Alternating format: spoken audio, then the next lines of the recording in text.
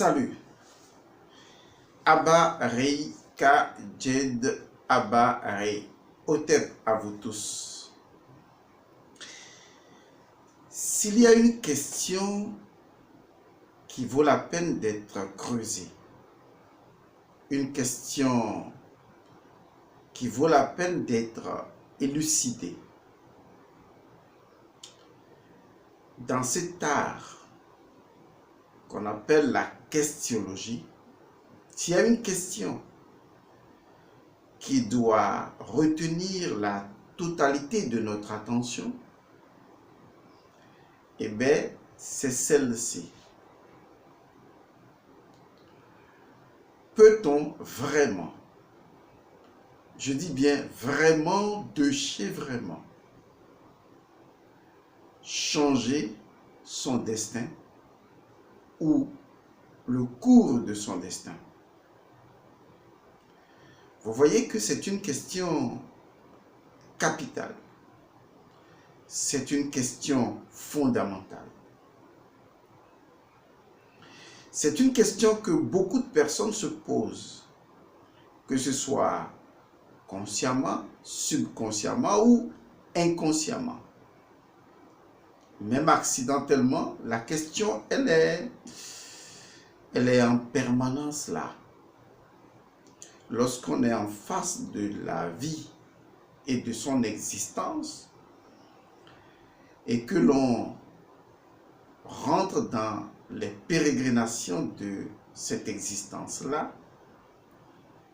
lorsqu'on est confronté à un certain nombre d'événements, de situations, de entre griffes problèmes, allez lire ma vidéo sur problème, vous savez maintenant ce que c'est. On se pose justement la question de savoir, peut-on changer son destin ou le cours de son destin? Je sais que vous attendez tous la réponse. Vous aimeriez que je vous dise si vraiment de chez vraiment, on peut changer son destin ou le cours de son destin.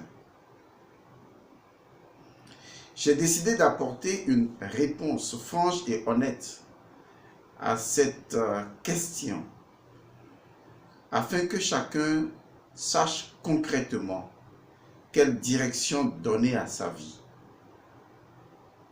Mais avant de commencer, je voudrais inviter toutes les personnes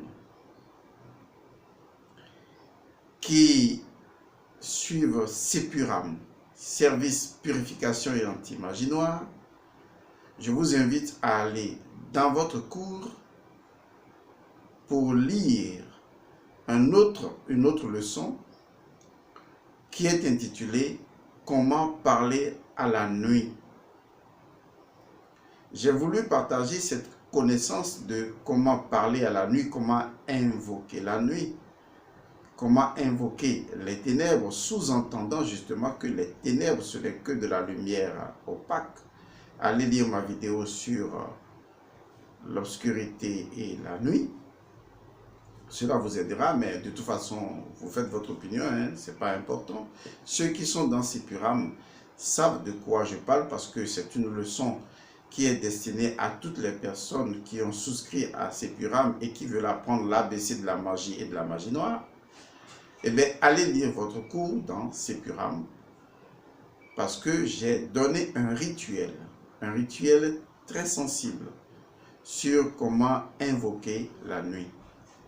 Et n'utilisez cette technique que lorsque vous êtes désespéré, lorsque vous n'avez pas d'autre solution, lorsque tout va mal, vraiment mal, de chez mal, eh bien, utilisez cette technique et vous verrez que les choses entreront systématiquement dans l'ordre. Je vous le garantis, les choses vont se réorganiser parce que c'est l'une des techniques les plus importantes et les plus puissantes. Faites cette technique 3 fois et vous m'en parlerez et vous m'en direz. Pour les personnes qui voudraient entrer dans Sepuram, eh bien, vous n'avez qu'à me contacter, plus 228 99 99 93 93, c'est mon WhatsApp et je vous répondrai, je vous donnerai la démarche à suivre. Mais aujourd'hui, ce qui est important que nous allons aborder tout de suite pour vous, c'est la question: peut-on vraiment, de chez vraiment, changer son destin ou le cours de son destin? Intéressons-nous d'abord à changer, au verbe changer. Qu'est-ce que ça veut dire changer? Lorsqu'on parle de changer une chose, il s'agit de remplacer la chose par une autre chose. Lorsque je sors de la maison et que ma femme ou mon mari, ou que je remarque des choses sur mon enfant, peut-être sur sa chemise, et que j'estime que ce n'est pas propre ou que ça ne va pas, compte tenu de l'endroit où il se rend, je l'interpelle, je lui conseille, je lui suggère de bien vouloir changer sa chemise. Et donc je lui dis en ce moment: va te mettre une autre chemise. Lorsque je sors avec des amis qui ne me promeuvent pas, eh bien, à un moment donné, je peux décider de changer d'amis.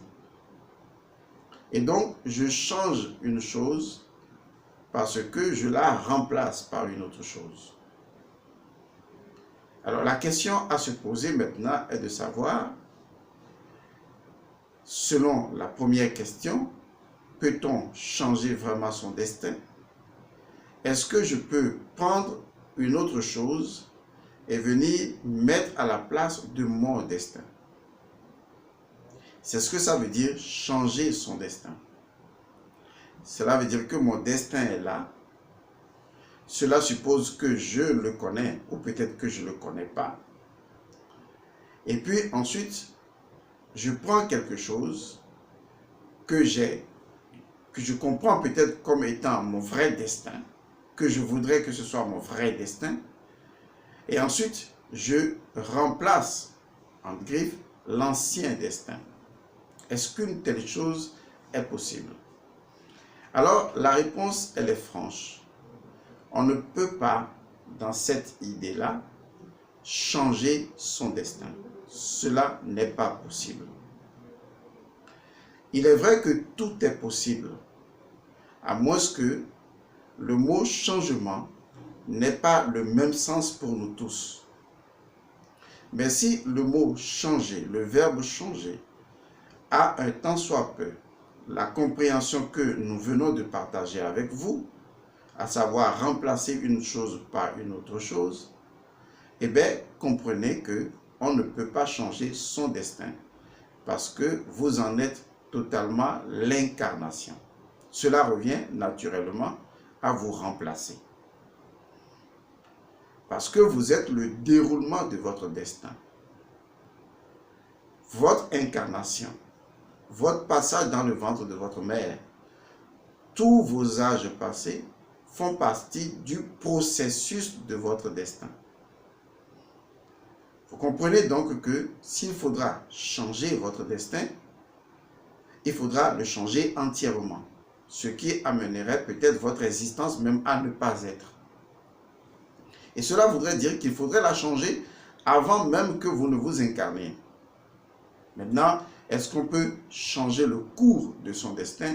Non plus. On ne pourra pas changer le cours de son destin parce que le cours du destin, eh bien, c'est tout simplement la projection ou le déroulement normal de vous d'abord. Vous êtes votre destin puisque vous êtes son incarnation. Cela voudrait dire qu'il faut vous changer complètement et vous remplacer. Au fait, le vrai problème, c'est qu'il faut vraiment qu'on se comprenne sur les terminologies. Et le reste devient très simple. C'est pourquoi dans tous mes cours, je recherche toujours la compréhension. Parce qu'on peut utiliser le même mot et vouloir dire des choses différentes. Mais quand on clarifie le concept, eh bien, on peut facilement comprendre ce que nous sommes en train de dire. Je n'accuse pas les gens qui disent changer votre destin. Je suppose que de bonnes intentions, ils veulent agir. Mais sachez que on peut avoir les bonnes intentions sans avoir les bonnes informations. Tout comme on peut avoir de mauvaises intentions et avoir les bonnes informations. C'est ça qui devient dangereux. Vous voyez déjà. Donc une personne, disons intentionnellement bonne, mais qui n'a pas les bonnes informations, peut mal agir. Tout comme une personne intentionnellement mauvaise, mais qui a les bonnes informations, peut justement mal agir. Ou le contraire, ça dépendra. Donc je voudrais vous rassurer que dans cette idée-là, vous ne pouvez pas changer votre destin.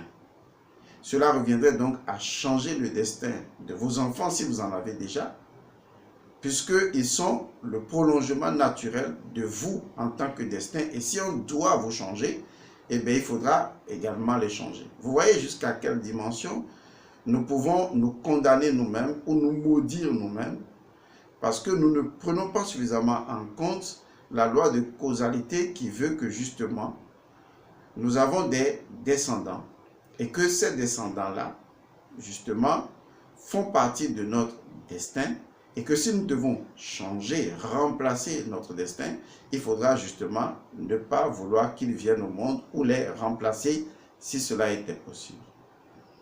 Donc, arrêtez simplement l'idée de vouloir changer votre destin. Mais dans ce cas-là, qu'est-ce qu'il faudra faire alors? Si je comprends que changer, c'est remplacer et que je ne peux pas le remplacer parce que je suis déjà mon destin, j'en suis l'incarnation, alors qu'est-ce que je peux faire pour apporter une amélioration dans l'énergie de mon destin? Oui, là, c'est plus intéressant.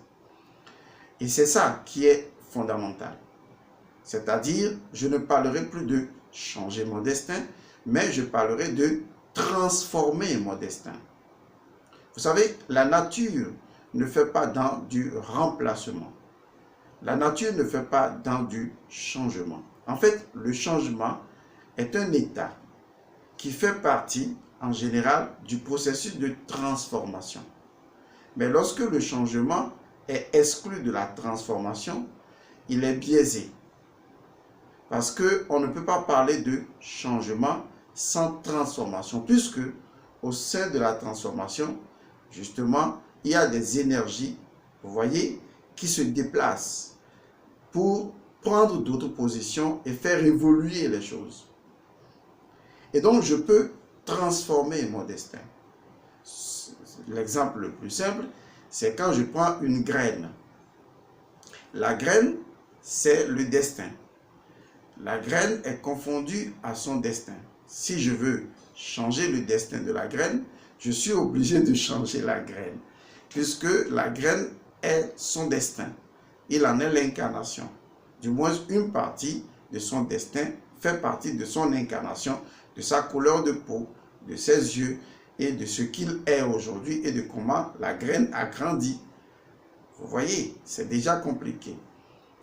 Mais si je comprends que en fait, je veux transformer cette graine-là, bien là, c'est possible.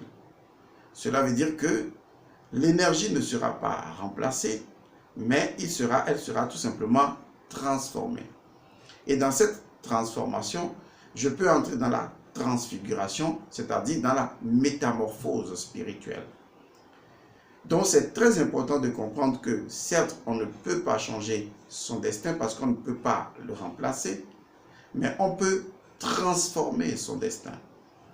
Et donc, quand je veux transformer mon destin, j'utilise le même processus que celui de la graine. Lorsqu'une graine est mise en terre, eh bien, la graine se transforme. C'est-à-dire que la graine se sert de la nature comme sa matrice et accepte de mourir au cœur même de cette terre et de devenir quelque chose d'autre. Mais ce quelque chose n'est pas un remplacement. Ce quelque chose fait partie d'une progression naturelle de l'éclosion de la graine.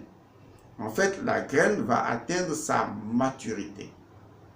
Et donc, cet exemple est très important dans la mesure où, si je veux transformer mon destin, je dois atteindre mon stade de maturation. je dois être mature. Je dois atteindre le niveau de maturité spirituelle. C'est le symbole de l'arbre. L'arbre, c'était d'abord une graine qui va devenir un plant et puis un grand arbre. Il a subi donc une transformation. La graine s'est transformée en quelque chose d'autre. La graine n'a pas disparu. Elle est toujours là, au cœur même de cette propre transformation. Elle est là. Si je veux maintenant, je décide de la changer, eh bien je change toute sa transformation. Mais là, je ne veux pas changer la graine, puisque la graine a atteint sa maturation, a atteint son état de maturité. La graine s'est transformée, la graine s'est métamorphosée. Et ça, c'est le plus grand secret qu'il faut garder à l'esprit. Et le secret est le suivant. Oui, je peux transformer mon destin. Mais si je dois transformer mon destin, je dois permettre à mon destin d'atteindre une transformation qui est un peu comme une maturité spirituelle. Cela veut dire que je dois permettre à l'énergie spirituelle de mon destin de pouvoir évoluer. Si l'énergie spirituelle de mon destin évolue, vous voyez, si l'énergie spirituelle de mon destin est transformée, si l'énergie spirituelle de mon destin atteint sa phase de maturité spirituelle, eh bien, je peux transformer également mon destin. C'est ce que l'arbre nous dit. L'arbre nous dit qu'on peut transformer tout destin à partir du moment où on peut justement transformer son énergie spirituelle. Donc, ce qui a permis à la graine de devenir un arbre, c'est son énergie spirituelle. C'est l'énergie spirituelle de la graine qui s'était déjà transformée avant que la graine ne suive ce processus de transformation. Donc, si vous ne transformez pas votre énergie spirituelle en quelque chose de grande, et je parle de l'énergie spirituelle de votre destin, eh bien, vous ne pourrez pas transformer votre destin. Parce que votre destin aura besoin de l'énergie spirituelle, de son énergie spirituelle, pour pouvoir atteindre sa phase de maturation. Et ça, c'est possible. Mais ce qui est dangereux que nous remarquons, c'est que tout le monde veut, en griffe, transformer son destin en utilisant le mot impropre de changer, mais sans s'appuyer sur l'élément qui doit autoriser même la transformation de son destin, à savoir l'énergie spirituelle de son destin. Tout ce qui existe possède une énergie spirituelle. Tout ce qui existe possède son cas. Même votre destin possède son cas, son énergie spirituelle. Et donc, les gens, la plupart du temps, veulent transformer leur destin en s'appuyant sur leur destin. Vous voyez, c'est comme si on s'embourbait dans la boue, pas dans la boue, dans ce qu'on appelle le sable mouvant, et que on s'efforce en sautillant de vouloir sortir des sables mouvants, alors que normalement, on a besoin généralement d'une aide extérieure. Mais dans ce cas-ci, l'aide est à la fois extérieure et intérieure, puisque l'aide dont j'ai besoin, c'est de mon énergie spirituelle. Mais dans le cas d'espèce, j'ai besoin de l'énergie spirituelle de mon destin. Si votre destin n'avait pas une énergie spirituelle, il ne pourrait pas exister. On ne pourrait même pas l'appeler destin. Comment pourrait-on l'appeler destin s'il n'avait pas une énergie spirituelle? Puisque c'est l'énergie spirituelle qui a construit votre destin. Et donc, votre destin a entre griffes une âme, une entité qui permet l'exécution de votre destin. Et donc, si vous voulez transformer votre destin, vous êtes obligé de vous connecter à cette énergie spirituelle-là et de faire évoluer cette énergie spirituelle. Parce que ce qui est important pour votre destin, pour vous dire la vérité, ce n'est pas de vous faire souffrir, ce n'est pas de vous rendre la vie impossible, ce n'est pas de vous maltraiter, c'est qu'il y a une codification dans la nature même du principe, qui veut que le principe atteigne son accomplissement et sa matérialisation. Il est de la nature d'un principe d'être auto-accompli. Et donc, quand un principe, en l'occurrence vous, puisque nous sommes chacun un principe, quand un principe ne veut pas s'auto-accomplir, eh bien, l'existence utilise des moyens assez durs pour l'obliger justement à s'auto-accomplir. D'où, entre griffes, les problèmes les plus ardus. Donc, plus vous êtes appelé à vous transformer spirituellement, eh bien, plus vous avez des problèmes. En fait, les problèmes que vous avez indiquent l'urgence de votre propre transformation spirituelle. C'est très important de comprendre que plus vous avez des problèmes, plus c'est urgent, je dis bien plus c'est urgent de transformer son destin. Autrement, si vous ne le faites pas dans cette incarnation, vous le ferez dans l'autre incarnation. Et donc, vous ne faites que remettre votre calendrier à demain, mais vous n'y échapperez pas. Vous serez obligé, puisque, en tant que principe, vous devez atteindre le point de la maturité spirituelle. Et donc, si vous faites évoluer rapidement, vous voyez, votre énergie de destin, si vous transformez l'énergie du destin, et si vous maturisez l'énergie du destin, j'utilise tous les mots pour que ça soit compris, que ce soit bien utilisé ou pas. Si vous permettez à votre énergie de destin de se transformer, eh bien, vous verrez que le destin tel qu'il s'exécute dans votre vie avec les problèmes et les conflits et tout ça, eh bien, ça va s'arrêter.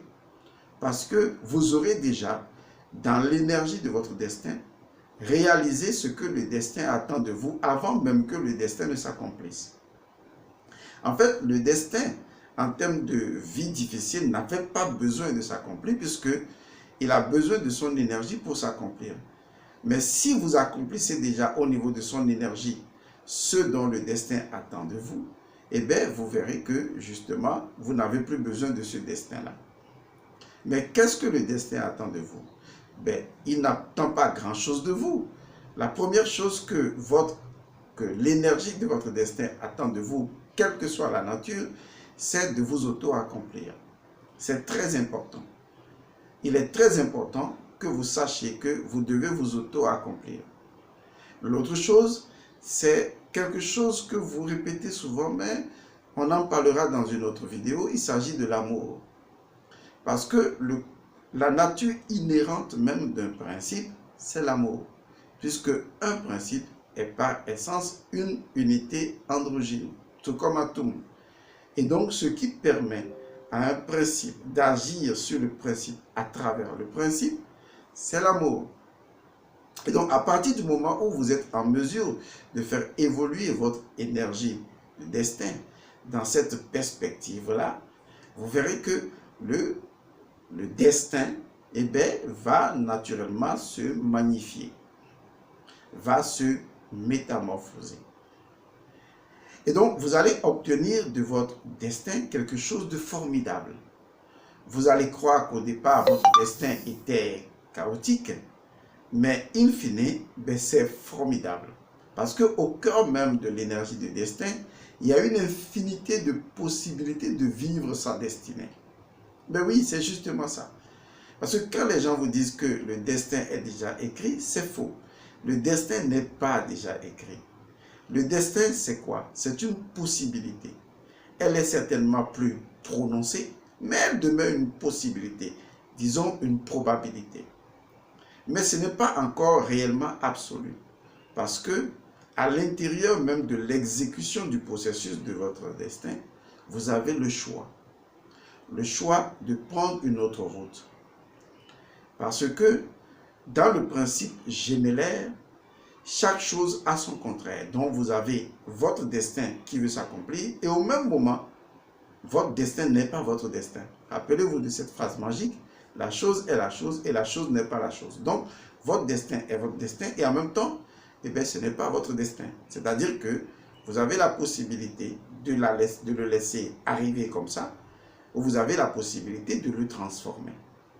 À tout moment, à chaque période de votre vie. Mais pour transformer son destin, je ne vais même pas dire positivement, mais je vais le dire quand même comme ça, pour transformer son destin positivement et orienter cette transformation dans le dynamisme ou dans une dynamique de prospérité, de succès, d'abondance et de bien-être, c'est de ça que je parle quand je parle de transformation, eh bien, il est nécessaire d'agir sur l'énergie du destin et de pouvoir faire évoluer cette énergie, d'agir dans cette énergie et de la transformer, de l'amener à sa maturité spirituelle et donc à cette dimension de ce que j'appelais tantôt l'auto-accomplissement, ce que j'appelais l'amour et enfin ce que j'appelle le partage. Vous savez, notre cheminement spirituel tel que nous le vivons aujourd'hui consiste d'une certaine manière indirectement à transformer le destin. Même si on ne vous le dit pas, vous suivez des formations, vous suivez des cours, mais indirectement c'est pour transformer le destin.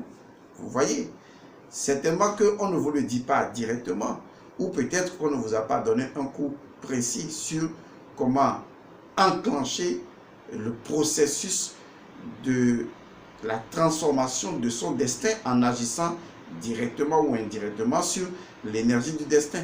Mais tous les cours convergent vers justement la transformation de votre destin et donc vers la métamorphose intérieure. Alors, vous avez donc compris.